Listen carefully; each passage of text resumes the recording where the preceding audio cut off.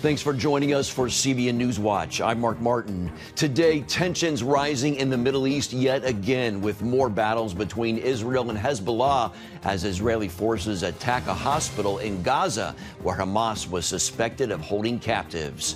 Horror in Kansas City as a shooting breaks out during a Super Bowl victory celebration, leaving a beloved local disc jockey dead and multiple others wounded. A top Christian researcher warns preteens in America are on the path to abandoning Christianity.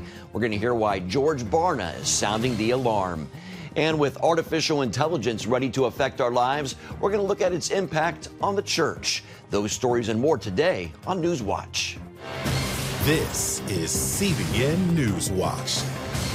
We begin in the Middle East with tensions again high in northern Israel after a fierce Hezbollah rocket attack and Israeli counterstrikes. These battles coming as talks for the release of hostages break down again. CBN Middle East correspondent Julie Stahl brings us the story from Jerusalem. Israel pounded Hezbollah targets in southern Lebanon after a Hezbollah rocket barrage killed a female Israeli soldier and wounded 9 others Wednesday. Reports from Lebanon say 16 were killed there. We are not finishing this without returning the residents to Metula and all the communities in the north with a very high level of security. Some 80,000 Israelis evacuated their homes in the north 4 months ago.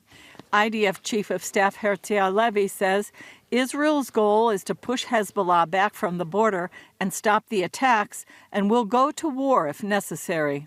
In the city of Khan Yunis in Gaza, Israeli forces carried out an operation against Nasser Hospital today, citing credible intelligence that Hamas had held captives there and their bodies might still be inside. Talks to free the hostages broke down again, with the State Department calling some Hamas demands non-starters. Israeli Prime Minister Benjamin Netanyahu cited the dramatic rescue of 2 hostages earlier this week.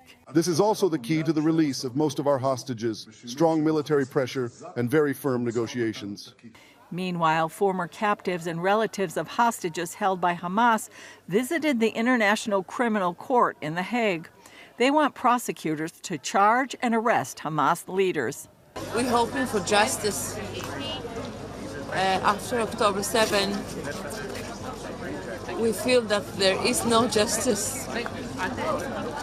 The Hamas people, they hurt us. They murder us. They kidnap us. They raped us.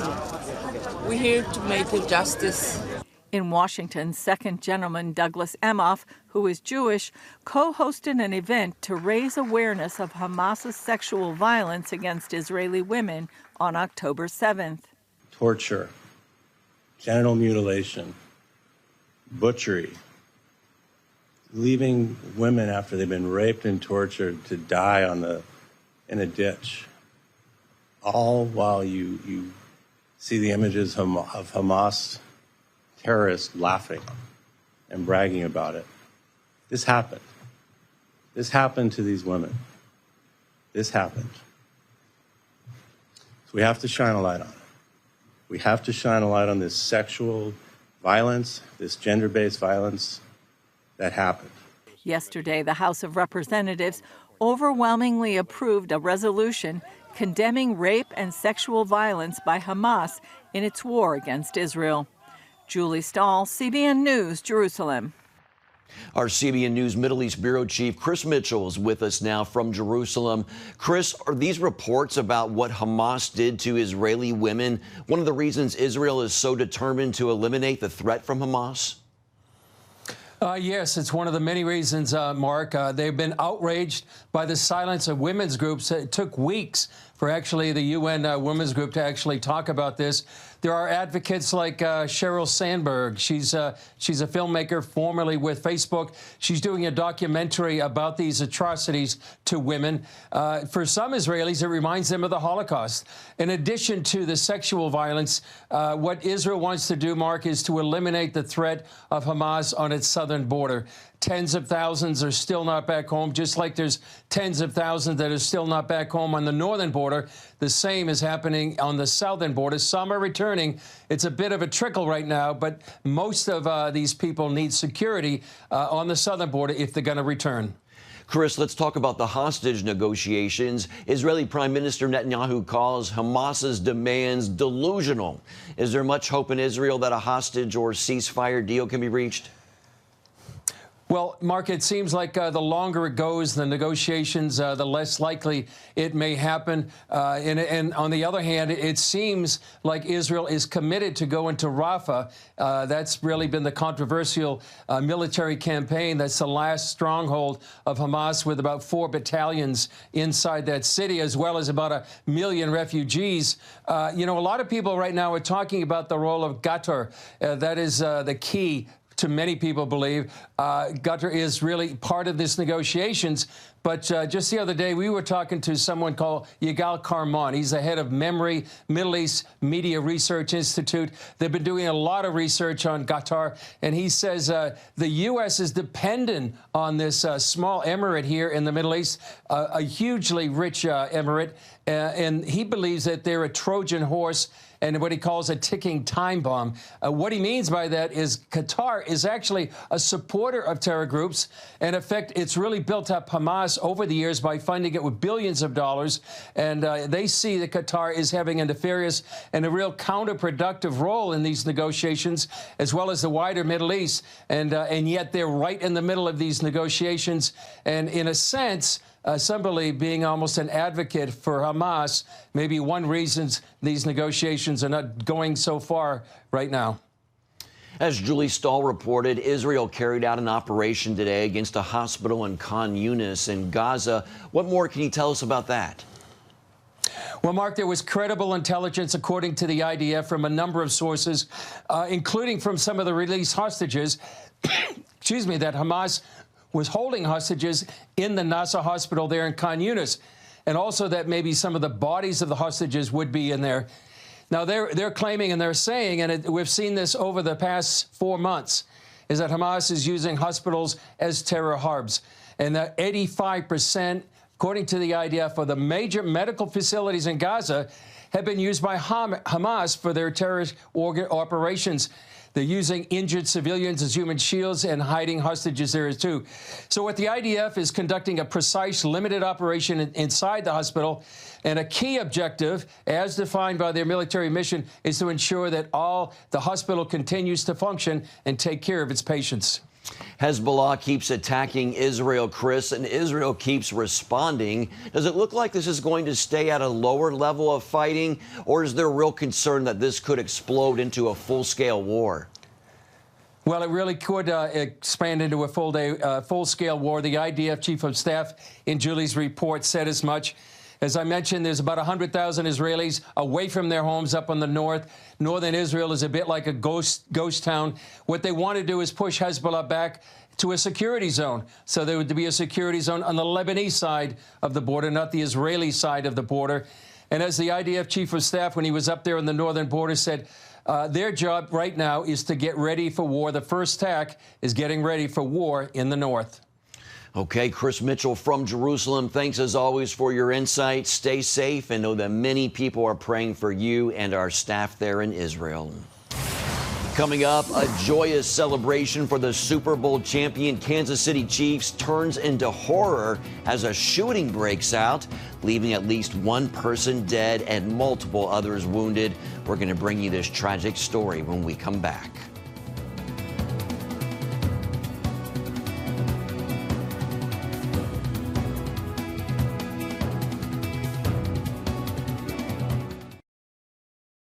Get your daily quick start from CBN News. A quick read on the important news of the day delivered right to your inbox. Stay current on breaking news, politics, and entertainment. Go to quickstart.news and subscribe today. A tragic ending to a Super Bowl victory celebration. Gunfire erupted at the Kansas City Chiefs Super Bowl parade Wednesday, leaving at least one person dead and at least 21 others injured, including 8 children. The youngest just 6 years old. Police have taken 3 people into custody. Wendy Griffith has that story. Nearly 1 million people had gathered to celebrate the Kansas City Chiefs at a coming home victory rally at Union Station. And then shots fired. The gunfire began just as the Super Bowl champs were leaving the stage. the crowd stunned, then trying to escape as people began to run. All of a sudden, people started crushing forward. Everybody started running. There was screaming. We didn't know what was happening, but this day and age, when people run, you run. Officers with guns drawn running through the crowd. This video appears to show Chiefs fans chasing a suspect and taking him down. Another video showing law enforcement tackling another person to the ground. One person, Lisa Lopez-Galvan, a mother of two, a beloved local disc jockey, and diehard Chiefs fan, died during surgery after being shot. Multiple others injured. First responders treated victims on the ground, ferrying patients on stretchers to waiting ambulances. Back at the scene, snipers scanning the crowd from rooftops. We heard gunshots, but we thought they were fireworks, so half of us didn't really respond to it. I'm angry at what happened today. The people who came to this celebration should expect a safe environment. We had over 800 law enforcement officers, Kansas City and other agencies, at the location to keep everyone safe.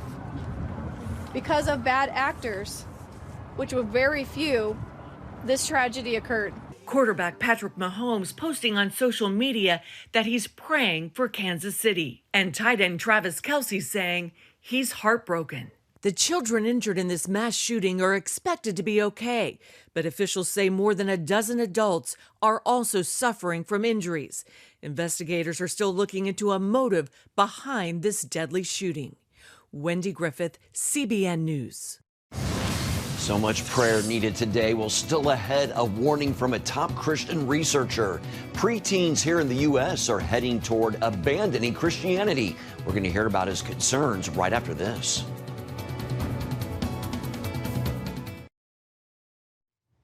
Welcome back to NewsWatch. American preteens are on their way to abandoning biblical Christianity. According to the Cultural Research Center, only 21% believe turning to the Bible is the best way to determine right from wrong. Appearing on this week's episode of The Global Lane, Christian researcher George Barna says children age 8 to 12 years are in jeopardy of abandoning core beliefs of a biblical worldview.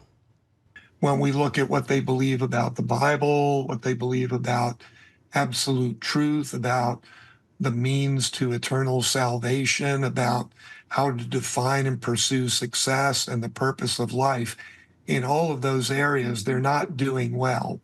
And when we compare them to teenagers and young adults, in other words, if we backtrack in terms of age groups, we find that today's young children are doing worse than their predecessors.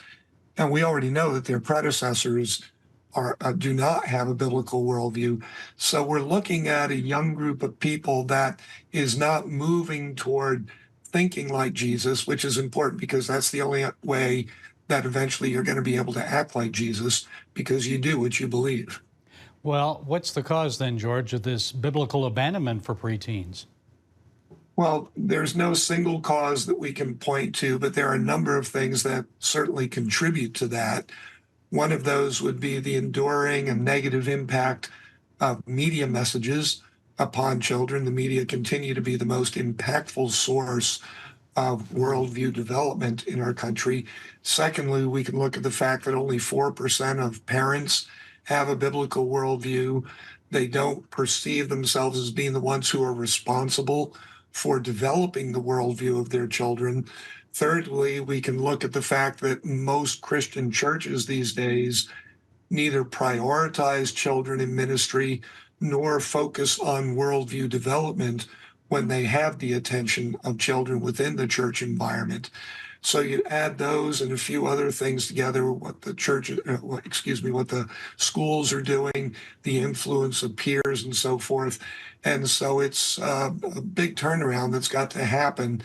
And parents need to be leading that turnaround, but it's not foremost in their minds to do so. Well, I was going to say, I'm sure you weren't surprised by these results, because I know you've discussed this for quite a few years now about this trend of adults moving away from the Christian faith, declining church attendance, decline in moral clarity, biblically based principles. So what then is at the heart of this for the parents? Yeah, I mean, this was all part of a book that I just put out called Raising Spiritual Champions. The idea of which is to get parents invested in the worldview development of their children. And in order to do that, I talk about how there's several things that they've got to engage with. Number one is they've got to have a plan. This doesn't happen spontaneously. Number two, they have to know what beliefs they're going to focus on and interact with their children on regularly in order to get them to the right place. Thirdly, they've got to be thinking through how do we convert those right beliefs into right behavior? And then fourthly, how do you evaluate how your child is doing? What's the parent's role in that? And what can they do based on the different evaluations that they may come up with? There was a bright spot here. You found a higher percentage of preteens than teens believe that Jesus is the way to eternal salvation. So tell us about that. Yeah, I mean, the good news is that as children have been looking at this and evaluating the opportunities that they have for addressing the sin issue in their life, many of them are at least aware of the fact that Jesus may be their best answer and is their best answer. The challenge, of course, is that, again, when we look at it generationally, what we see is when children reach those teen years, there tends to be a loss in terms of the proportion of young people who ultimately decide that Jesus is the answer to the sin problem. We see that with today's teenagers, and we're hoping that doesn't happen with young children, but we have to be prepared for that pattern continuing. Okay, quickly then, I know you touched upon this, but what should our churches and parents do then about this? Well, recognize that disciples make disciples, and that it's the parents' primary responsibility to be helping their child to become a disciple. And so having that plan, as I talked about a few moments ago, but also recognizing that as the chief discipler of their children, they've got to invest in the relationship. They've got to understand that their own behavior is huge in this process. So they've got to be a great role model. They have to know how they're planning to take their child into this process of becoming a disciple of Jesus. And they've got to be invested in consistent Socratic dialogue with their children, not beat them over the head with biblical principles, but asking questions of their children about what they believe, why they believe it, what kind of lifestyle that's going to produce, what kind of person they're going to become if they embrace certain beliefs. It's all about time and relationship, is it not? People could read more, find out more by reading your book, Raising Spiritual Champions, Nurturing Your Child's Heart, Mind, and Soul. George Barna, thank you for sharing with us. We appreciate you. Thank you, Gary. Also on this week's episode of The Global Lane, from Cold War heroes to deep state villains, American intelligence agencies transforming America. And King Charles, Lloyd Austin, and overcoming cancer. You can catch The Global Lane tonight on the CBN News Channel at 8 o'clock Eastern, and you can also see it on the CBN News app or on YouTube. Coming up, it's one of the hottest buzzwords in technology and business today, AI, or artificial intelligence. But what does it mean for the church? We're going to take a look when we come back. Download the CBN News app. One place for all of your news. Breaking news alerts. Watch CBN News Channel Live. CBN News, because truth matters. Get the CBN News app today. Thanks for staying with us. Artificial intelligence is expected to have a major impact on our lives, just like the internet did. And that is raising issues about how churches need to prepare. CBN's Brody Carter investigates the impact of AI on faith, business, and even family life.